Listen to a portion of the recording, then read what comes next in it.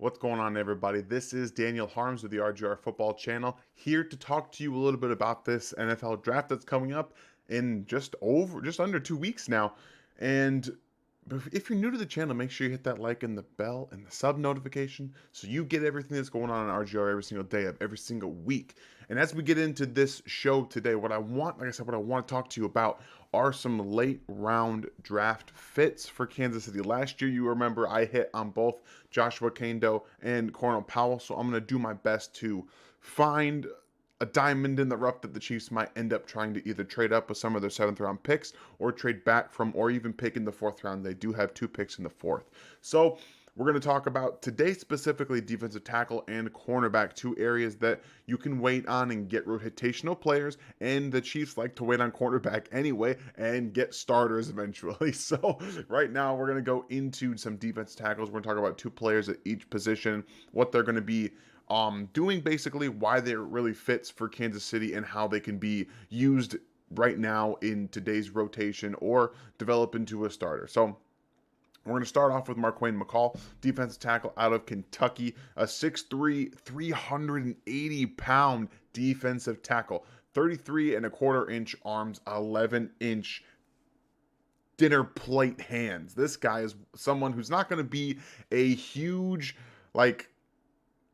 pass rush guy. You can tell he's 380 pounds. He's just not going to be that. But he is somebody you can really bring in a rotation with Derek Nottie. He's a guy who's going to be really good in the run game, really more of a nose tackle type of player that has those arms that you can really engage with shorter arm guards and centers, for example. And he has the strength to really be able to just toss guys and to really take on double teams. That's one of the bigger points of the defensive tackle class that I think that they're going to be looking at deeper in this draft. Somebody that maybe in a year or two they feel they need to get younger at that Derek Nottie position and get value at that Derek Nottie position. Get someone in a Markquaint Mccall they can come in, learn from him, and take over eventually if that's their plan. And that's really something that I think is valuable in today's NFL. It's valuable in this defensive scheme where they want to rotate guys in at defensive tackle and continuously bring in guys that can have a better,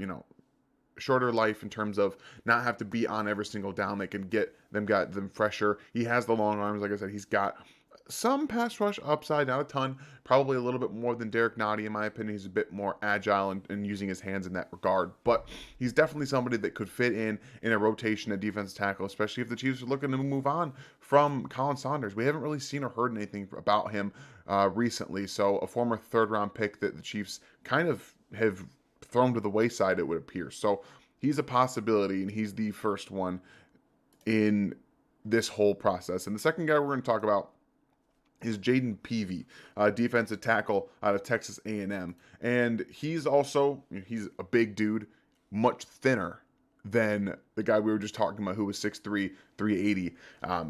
Peavy is 6'6", 315. So you have this guy who's taller and he's a bit slimmer, probably more in that Chris Jones mold. He's got 35.5-inch arms.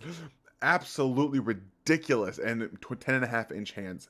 He's got some decent explosion numbers for a guy his size. He doesn't have, the 30+ inch vertical you're looking for. We ran a 5'3" 40. Nothing really blowing you away there. But he does a decent job of being able to give him that frame.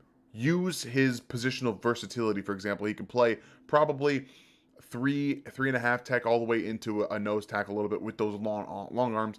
Have somebody that you can bring in with a Chris Jones. He's got some hugely powerful hands.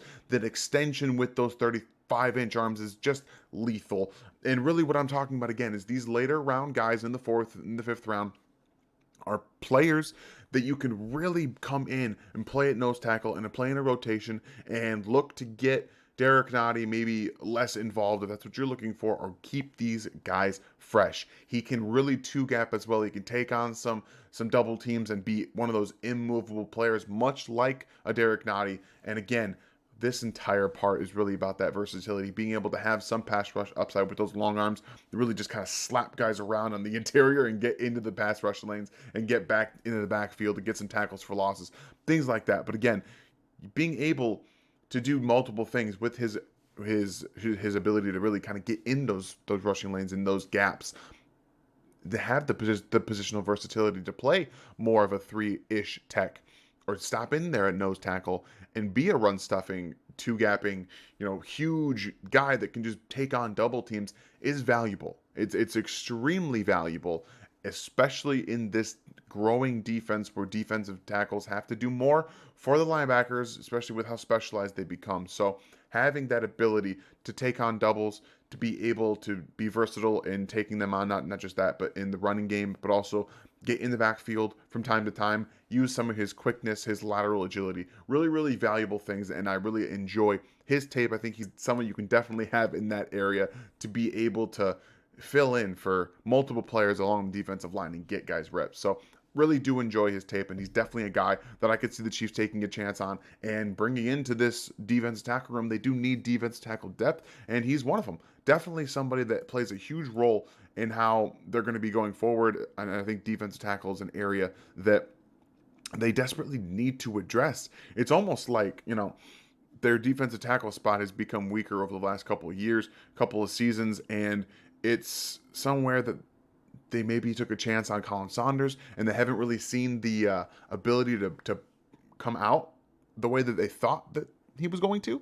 And yeah, it's just one of those areas that really, I think that you need depth at going into these quarterback Patrick Mahomesian type of contract years, where the ability to pay out some of your better defensive tackle players and things like that aren't going to be as important, and be able to be as you're not going to be able to fill out the bottom of your roster with all the guys you want to. That's basically what I'm saying. So value guy in the 4th, 5th round that can come in, make an impact, and does a two-gapping and a penetration kind of guy. Now on to the cornerback position.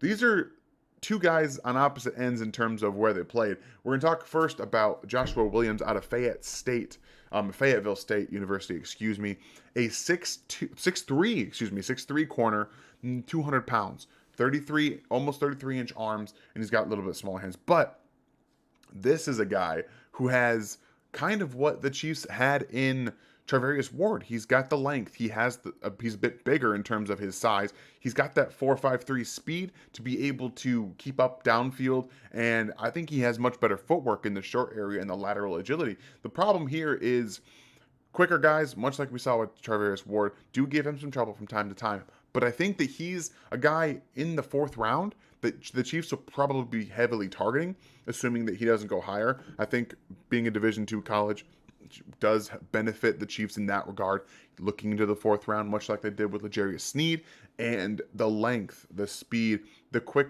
ability that he does have, he does possess. He can play in his zone and a press man scheme. He's versatile. He is aggressive in the run game. All things that we've seen the Chiefs covet being with these corners. Be aggressive, be a tackler, be wanting to be a tackler, and be physical in the run game and through the route stem. All of these things that he dominated at the Division II level as well. So he is somebody that I think the Chiefs will be heavily looking at. 36-inch vertical is not great. A better broad jump, 124. So he does have some of those skills that the Chiefs want in a corner. That length, he has that press ability. And again, in the run game, it's not overstating it how important it is to be able to come down in the run game and tackle with enthusiasm and really be able to do that. His ball production numbers don't look great, but he was not targeted a heavy amount. So he had 6 pass breakups last year and 3 picks. But he does find the ball well, and those are things that you really want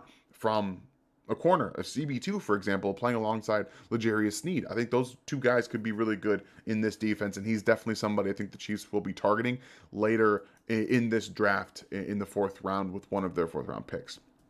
The last guy we're talking about today, Vincent Gray, cornerback out of Michigan. He kind of fits almost exactly what Charvarius Ward was. He's not a great side-to-side mover. He's more of a bigger, longer dude, over 32-inch arms, 6'2", 192 pounds, 4'5", 440. So again, these specific types of players that the Chiefs have targeted that they can come in, they can play some snaps at corner. He's probably not going to be a CB2 right away. He's going to need some help along the way, some development, hopefully, much like Charvarius Ward got. You get him in a game every now and then to see how he can play. And that length, he does have some decent ball skills. Playing at Michigan in that press coverage type of defense will transition well into the Steve Spagnuolo defense. And again, having that length, that ability to get downfield is more important with the way that the Chiefs play their safeties, and they put more importance on their safeties in their 3 safety sets. So if you have 3 safeties out there, you have 2 corners, maybe a slot guy as well. It really helps to have just a Charvarius Ward type of player who's going to play the boundary, who can play, he can stick in that hip pocket. He doesn't necessarily have, I think he's a little bit better at finding the football than Charvarius Ward was, as we saw him finally start to get his head around a little bit last year. But again, you're just trying to find a guy who can plug and play that vertical stem ability with that press coverage that we've seen the Chiefs utilize with Rashad Fenton, Charvarius Ward to an extent. So Vincent Gray, cornerback out of Michigan, is one of those guys that does fit that mold, and I think the Chiefs will be looking at again in the 4th, 5th round if they're looking in that area. So this is really what these videos are going to be about the next 2 weeks. We have another one of these coming out next week. We'll gear more towards wide receiver, maybe running back. We'll talk a little bit about developmental tackles and things like that. So give me, what I want you guys to do in the comment section is give me a corner and a defensive tackle that you're looking at on day 3 that you think can not only become a rotational player, but has the upside to be a defensive tackle or a corner starter in this system alongside a Chris Jones or L'Jarius Sneed, things like that. Really, we're looking for anything you guys want, and we're going to talk a little bit about it as we get closer so we can all kind of cover the broad spectrum that is the draft.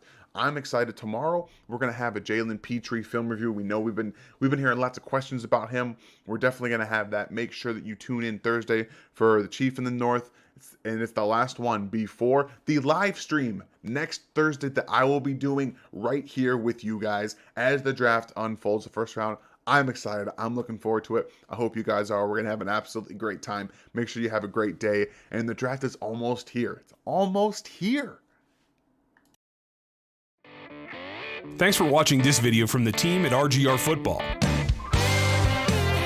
Click these videos to see more and subscribe to RGR Football.